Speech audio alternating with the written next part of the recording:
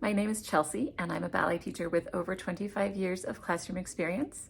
I also have an MFA with an emphasis on integrating teaching artistry into ballet technique class and how that would look throughout different levels in a curriculum. Today, I'm going to talk about 3 different approaches to teaching pirouettes.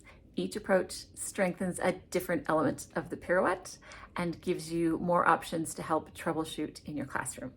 I know that I have some competition and precision drill teachers who watch my content as well, which I'm super happy about. These approaches work equally well in parallel or turnout. Number 1, and this is the most common way that people tend to teach pirouettes in a ballet class, is the nice ooey gooey long preparation where you're in a fourth on releve and then you roll down and then you go into your turns. This is great for a lot of reasons. It keeps the pelvis really well placed. It keeps the high half point trained.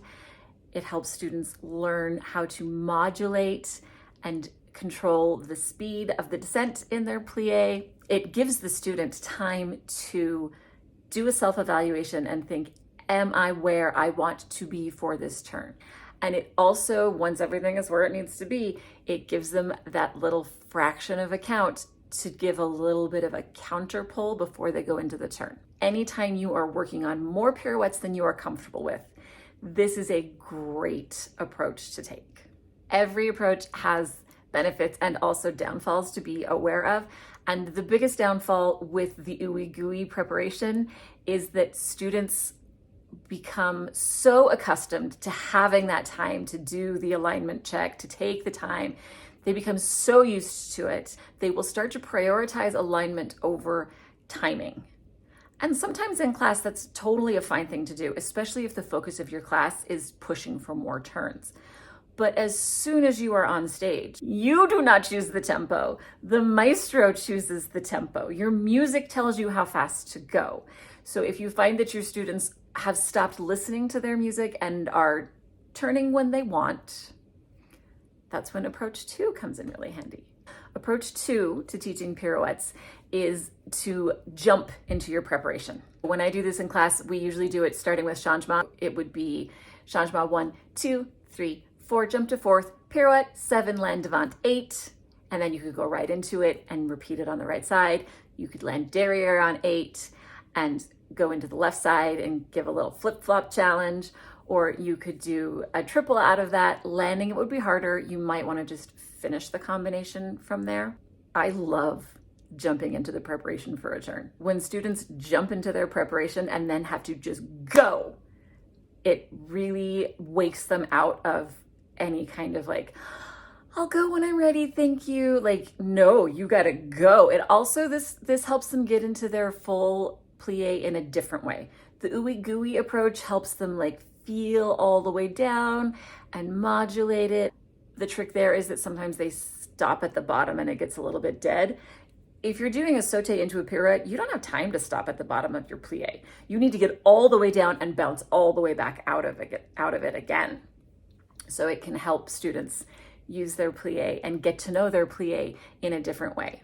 Side note, it drives me crazy when people are like, use your plie, without making sure that their students understand how. If you're telling people to use their plie, make sure that you have gone through and figured out what about their plie isn't working and given them that information, because otherwise it's just a very frustrating correction. I also like the sauté into the pirouette, the sauté to the prep into the pirouette, because it helps students pop up quickly. Pop is probably the wrong word, but it helps students releve into that pirouette with a lot of intentionality. Approach number 2 is the one where it is hardest to see how to apply it in a parallel position for a jazz or a precision drill class, but it's basically jumping jacks. Open, close, jump to your prep and go. The nice thing about that also is that you can do those jumping jacks traveling forward and turn it into an across the floor combination. But again, everything that has a benefit also has a downside, because we live in the real world. Because the emphasis is on getting to the shape, jumping to the preparation, getting to the retiré, getting to the next thing, it doesn't help students develop control out of their pirouettes. But don't worry, because I also have Approach number three. Approach number three to pirouettes is about controlling the landing. So you do your pirouettes, however many it is you want to do up in retiré, and then you land on one leg in fondu, and you take the toe down from the retiré down to coup de pied. So they're pirouetting up, up, up, and melt. And then give them a count to hold there before the next thing. This one is really hard for most people, but of course, that makes it really good. One of the reasons this is so hard and so good is because you have to keep that alignment right over your supporting foot and then just take it down. Students aren't going to be ready for this if they don't have a good concept of what fondu is. In a perfect world, our students would have the ability to do however many turns we asked, and then they could land it in that fondu coup de pied shape, facing any direction we asked them to. The first couple times you try it, I wouldn't stress about where they land. I would worry more about how they're finishing the turn. They will gain the control to decide where they want to finish as they get more practice with it. This is also a really great approach for students who tend to pop in their fouette turns. Again, telling people to use your plie is not helpful unless you have taught them how to use their plie.